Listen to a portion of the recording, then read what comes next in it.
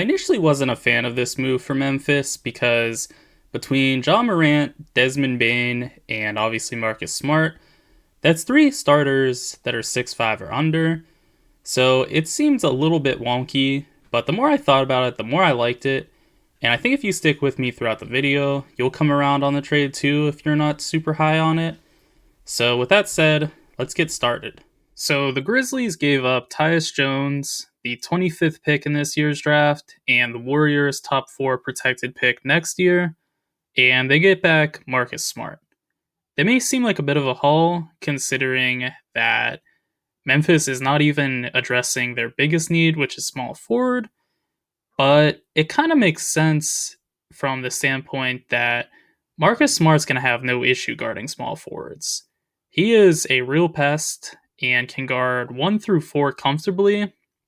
So even if he doesn't have the height of a small forward, he's going to be able to match up just fine against small forwards. And that's really valuable because if not for Smart, it was going to have to be Bane that defends small forwards all the time.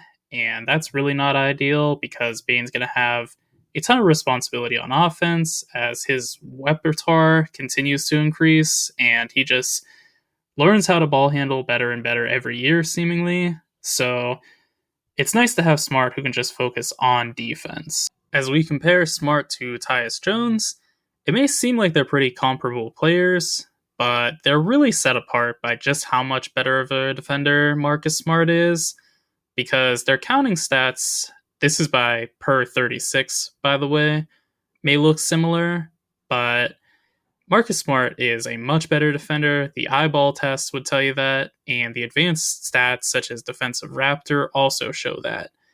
Tyus Jones is basically a traffic cone on defense, and Marcus Smart won Defensive Player of the Year just a year ago. And really, Smart is only 2 years older than Jones. So it's not like their timeline is getting messed up in Memphis. They still have plenty of time to develop John Morant and Desmond Bane together, and Jaren Jackson too, really. And Marcus Smart's going to be there in his prime for basically all of it. Are there going to be times where this is just not the most seamless fit? I think there certainly will be, but they still have Dillon Brooks, who they could sign and trade for a more conventional small forward, which is nice. And even as it stands right now, they have their 3 very talented guards. They have Jaren Jackson Jr., who can guard 1 through 5, at an elite level, mind you. Steven Adams, who's a really good defender as well. And then they also have Brandon Clark coming back, who could be an oversized small forward. So they have some versatility with their lineups.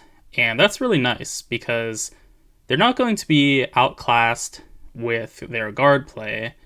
And their forwards are about as big and physical as anybody's, so they're not going to get bullied either. Even though Memphis traded Tyus Jones, I think the reality is this is basically trading Dillon Brooks for Marcus Smart because he was the real contributor that is probably going to be lost in Memphis.